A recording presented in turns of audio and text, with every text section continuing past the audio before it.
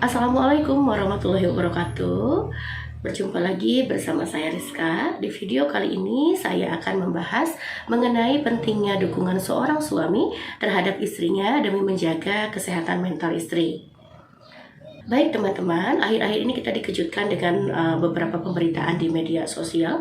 Salah satunya adalah ada seorang ibu yang nekat untuk menghabisi nyawa beberapa orang anaknya dikarenakan adanya dendam yang besar ataupun ketidaknyamanan terhadap pasangan. Yang jelas ini bukan hanya satu saja yang mungkin ditayangkan di media sosial.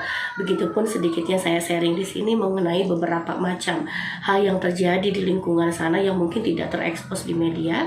Sebetulnya banyak sekali beberapa istri yang mengeluhkan karena adanya ketidaknyamanan di rumah atau di dalam rumah tangganya akibat merasa diabaikan, tidak diberikan kasih sayang yang tulus, atau mungkin adanya penyebab traumatik lain seperti trauma akibat KDRT mungkin, atau mungkin trauma dari perselingkuhan, atau trauma akibat finansial yang fluktuatif ya, naik turun gitu di dalam rumah tangganya. Yang jelas ini sangat berdampak sekali terhadap kesehatan mental seorang istri. Kesehatan mental seorang istri justru sangat berdampak juga terhadap pola pengasuhan anak-anak di rumah. Entah itu wanita karir maupun Anda yang kondisinya mungkin seorang ibu yang ada di rumah dengan kesibukan seperti ibu rumah tangga lainnya.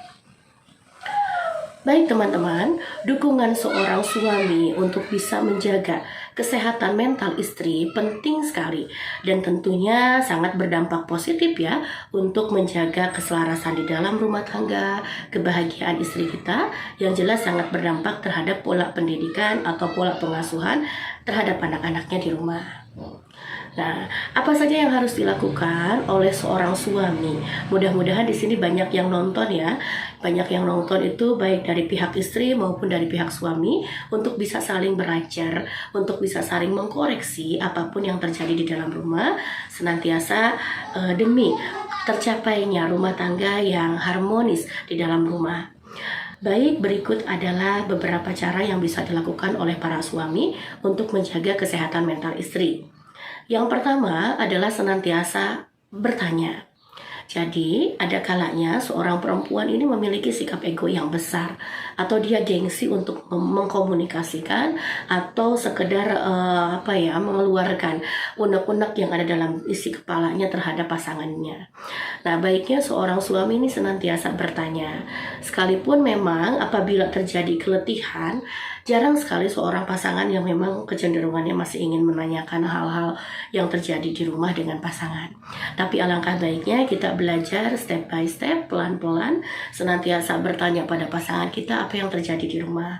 Mulai dari pola pendidikan anak, bagaimana dia di sekolah, bagaimana dia berteman dengan kawan-kawannya di rumah maupun di lingkungan lain, atau mungkin bertanya sekedar apa yang terjadi dengan istrinya di rumah, kegiatan sehari-harinya, atau mungkin ketika istrinya berkarir, mungkin bisa ditanyakan juga apa yang terjadi dengan kesehariannya selama bekerja di luar.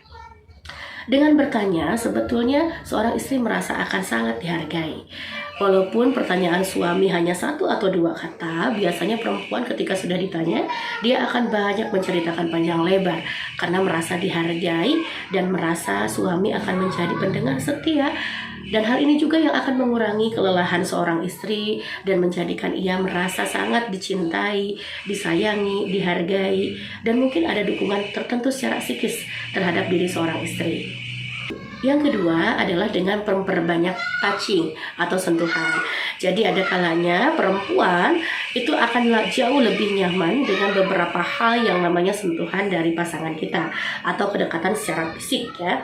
Jadi apabila kita sebagai seorang suami memang ditakdirkan komunikasinya, kata-katanya, sistem struktur otak di dalam vocabulary-nya lebih rendah dibandingkan dengan perempuan.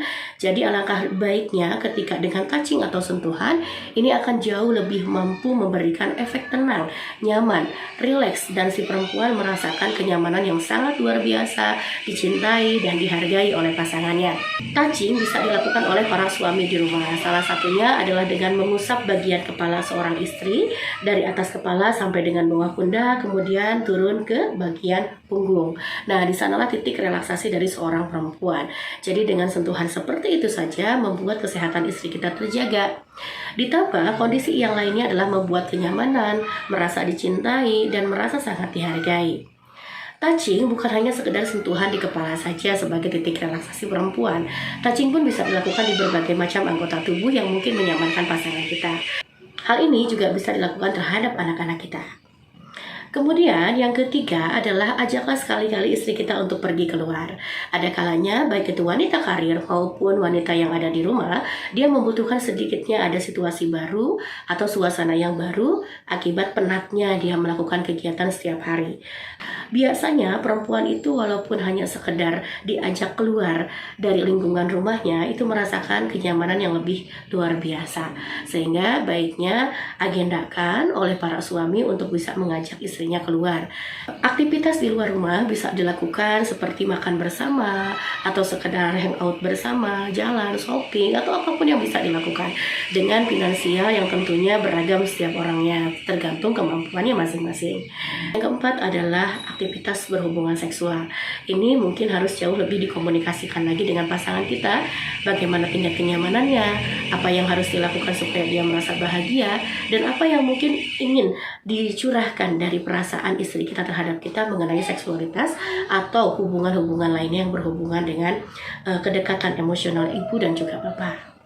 Jika tadi adalah saran untuk para suami, dan ini adalah saran untuk para istri. Yang pertama adalah kurangi gengsi atau kurangi ego, dimana biasanya kita selalu malu atau merasa tidak percaya diri untuk mengemukakan apapun yang menjadi unek-unek dalam hati.